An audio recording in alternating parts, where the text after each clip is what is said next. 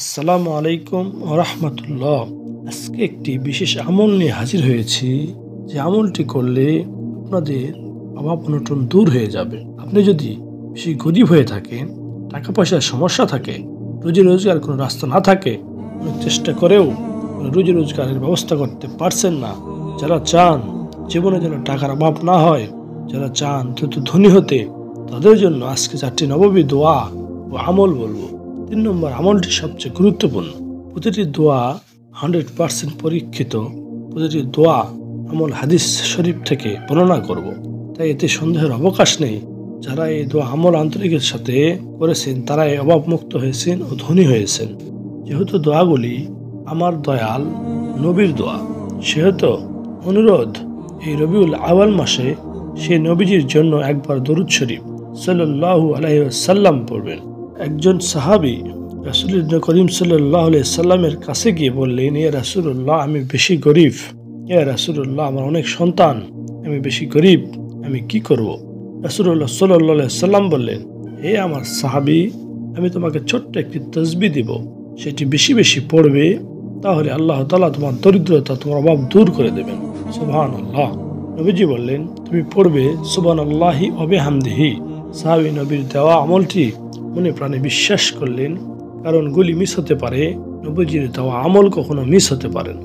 সাহাবী ঘরে গিয়ে স্ত্রীকে তাসবিহটি বেশি বেশি পড়ার অনুরোধ করলেন আর নিজেও পড়তে লাগলেন। সকালেও পড়েন, দুপুরেও পড়েন, বিকেলেও পড়েন, এভাবে 1 বছর ধরে পড়তে থাকলেন। 1 বছর পর সাহাবী নবীজির দরবারে গিয়ে বললেন, ইয়া রাসূলুল্লাহ, আপনি আমাকে 1 বছর আগে দরিদ্রতা থেকে মুক্তির জন্য একটি তাসবিহ দিয়েছিলেন, সুবহানাল্লাহি ওয়া বিহামদিহি। 1 বছর যাবৎ আমি তাসবিহটি বেশি বেশি পড়ার কারণে আল্লাহ তাআলা আমাকে যে ধন সম্পদ দিয়েছেন, যে এখন আমার উপর যাকাত ফরজ হয়ে গেছে। দ্বিতীয় দোয়াটি হলো সুনানি আবি দাউদের একটি হাদিস। রাসূলুল্লাহ সাল্লাল্লাহু আলাইহি সাল্লাম নিজেও প্রায় এই দোয়াটি পড়তেন। আল্লাহুম্মা ইন্নী আউযু বিকা মিনাল ফাকরি ওয়াল কিল্লাতি ওয়া যিল্লা। অর্থ হলো, হে আল্লাহ, আমি আপনার কাছে আশ্রয় চাইছি দরিদ্রতা থেকে, আশ্রয় চাই স্বল্পতা ও অসম্মানী থেকে। মনে রাখবেন, যে কোনো আমল পূর্ণ ইয়াকিনের সাথে করলে অবশ্যই এর সঠিক ফল পাওয়া যায়। মনে সন্দেহ নিয়ে আমল করলে ফল পাওয়া সম্ভব নয়। দ্বিতীয় আমল হলো উসমান রাদিয়াল্লাহু আনহুর আমল। যে আমলটি করে হযরত উসমান রাদিয়াল্লাহু আনহু সাহাবীদের মধ্যে সবচেয়ে বেশি ধনী হয়েছেন। তার ধন সম্পদ এত বেশি ছিল, তিনি নবীজির কাছে গিয়ে ধন সম্পদ কমানোর দোয়া চাইলেন। নবীজি সাল্লাল্লাহু আলাইহি সাল্লাম তাকে পরামর্শ দিয়ে বললেন, তুমি উটের পিঠে, গাধার পিঠে বসে খাবার খাও।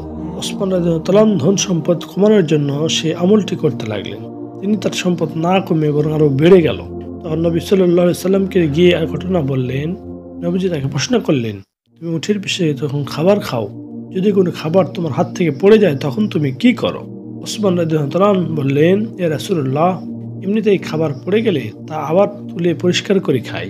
এখন উটের পিঠে বসে খাবার খাওয়ার সময় যদি খাবার পড়ে যায়, কষ্ট হলেও আমি উটের পিঠ থেকে নেমে সেই খাবার তুলে পরিষ্কার করে খেয়ে নিই।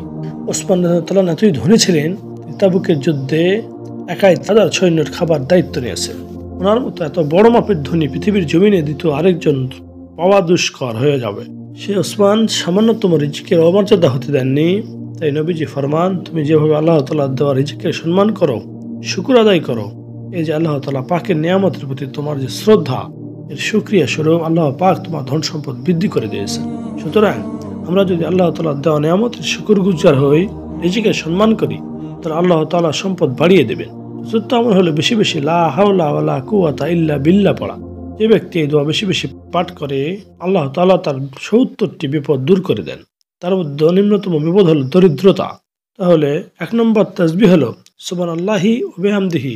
2 নম্বর তাসবিহ হলো লা হাওলা ওয়ালা কুওয়াতা ইল্লা বিল্লাহ। 3 নম্বর দোয়া হলো আল্লাহুম্মা ইন্নী আউযু বিকা মিনাল ফাকরি ওয়াল কিল্লাতি ওয়া যিল্লা।